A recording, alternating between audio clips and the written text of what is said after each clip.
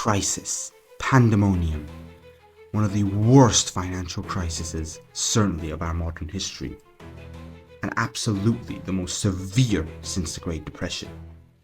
And about $16 trillion of losses in American households, with the S&P 500 losing 60% of its worth. There were calm days during 2007, the year under the Bush administration, with low interest and low taxes. Real estate was just becoming a trend. Everyone was going into it, everyone was tapping into it. And, well, nothing bad would happen, would it, right? So the first thing to see is how the economy even went there. What even happened that the economy came into one of the worst crashes? Believe it or not, it started with a boom in the real estate industry. One of the biggest growths the United States economy has ever seen in the real estate economy, the housing prices, it went up because everyone wanted to buy. It was a very, very good time to buy houses, and the US economy was in absolute brilliant form. Here's why. There was a system behind all of that. So basically, you as a consumer would go and buy a house. You didn't have the money to do that, so you would take a loan from the bank. In that matter, in that cost, you had to give a mortgage. Basically, you would give mortgage to the mortgage lender. The mortgage lender would then sell these mortgages as something called mortgage-backed security. They would sell them to investment banks. What did investment banks do with it? They gave it to investors. Investors made more money. What happened here? So mortgage lenders now sold the mortgages, therefore they made the money. Investment banks, they gave it to investors. Investors made the money. And now they, for example, Goldman Sachs, Lehman Brothers, Bear Stearns, all these, Chase right now, which is very popular nowadays. All of them, they made the money based on this system. And everyone would win. Investment banks would win, investors would win, mortgage lenders would win, because now they would sell these mortgages as mortgage-backed securities. And what did the investment banks do to make even more money is that they would pack these mortgage-backed securities with all other debts, the car debts, student loan debts, credit card debt. They would pack all of them together and they would invest their money. So what happened here is that person would also win. Why would that person win? That person would now own a house. That is a dream in the American economy. That is what you call the American dream. That person would now own a house. That's very, very interesting for that matter. So basically everyone would win here. And that is what made the system so interesting. And that is what caused the growth. So everyone wanted to buy a house. Another win that person here would have as well, the average American, is that then later they would sell the house and they would make a profit. So the first thing you have to understand to see why everything fell over is this: subprime mortgage. Subprime mortgages are basically mortgages given to people with bad credit scores. If your credit rating is low, you shouldn't get a loan because banks don't trust you with their money. Because you have to give them their money back. They have to trust you in order for you to give them their money back. Why did banks allow subprime mortgages? Why did the lenders allow this to happen during the recession? Why? Well, it's very simple, because at that time, the economy was very stable. It was a very healthy point of the economy. And it didn't seem as much of a risk knowing they were going to make that money back anyway. So it didn't seem as bad at that time, knowing also they had insurance as well. And it continued and continued and continued. You had people's subprime mortgages, you had normal mortgages.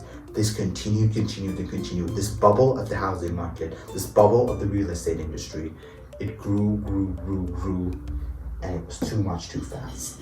It was too much too fast. It grew. What happened then? What do you think happened after that? When it grew too much too fast, it becomes expensive. People can't afford houses anymore. When demand goes high, price goes high. So it became more and more expensive to buy houses, to a point where it hit a U-turn. And it just wasn't a good investment anymore. It just wasn't worth it to buy a house. But there was a gap around that time where investment banks were doing well. So investment banks like Lehman Brothers, the Bear Stearns, all these things, they were confident, they were adamant that they're going to get out of this mess and they're going to make enough money and it's all going to go well. They were adamant, so they continued pulling the same market over and over again, gave subprime mortgages to people, and it continued. This bubble continued going until Bear Stearns, Lehman Brothers, and other investment banks, they hit a problem, they hit a crisis, they weren't making enough money. And what happened around that time? A U-turn happened. demand dropped. They weren't making money. No one could afford the houses. And when no one affords houses, what happens?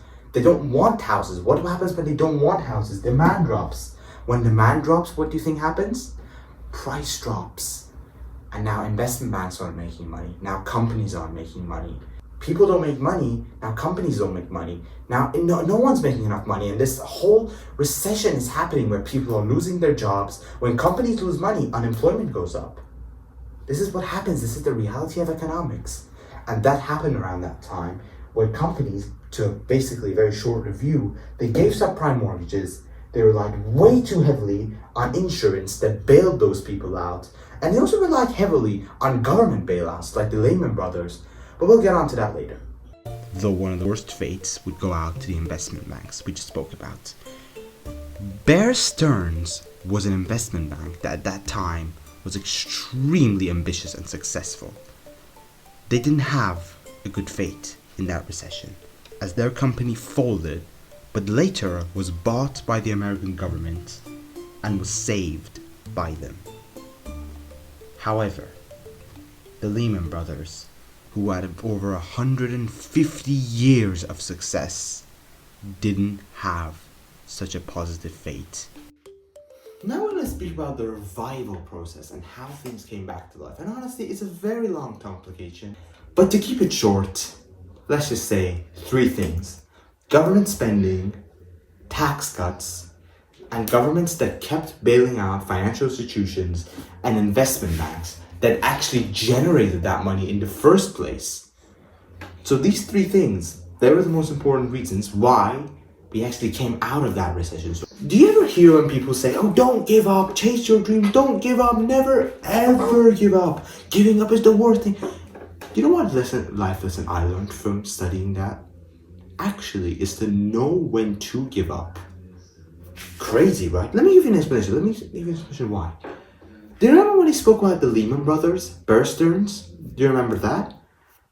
The problem they had during that recession was that they just wouldn't stop. They kept on making the same mistake over and over again, and they were adamant that it was going to work. They kept taking the risk, and it kept getting worse. What did they do? They relied heavily on insurance. They relied heavily on subprime mortgages. They relied heavily on mortgage-backed securities. They relied on these, and they kept making the same mistake over and over again. That's very important to understand that in life, at times when you make these mistakes, when you keep doing the same thing over and over again and you expect the same result, at times it's just not going to work. And I think it's a very important life lesson you should learn from this. If you're valuing at this video, give it a like, share, subscribe. Also, don't go. You can watch a video I made about the Japanese economic crisis and how they fixed it, their insane plan to fix it. It was about 7 years ago that it happened. You can watch it here. Take care, everybody. Love you guys.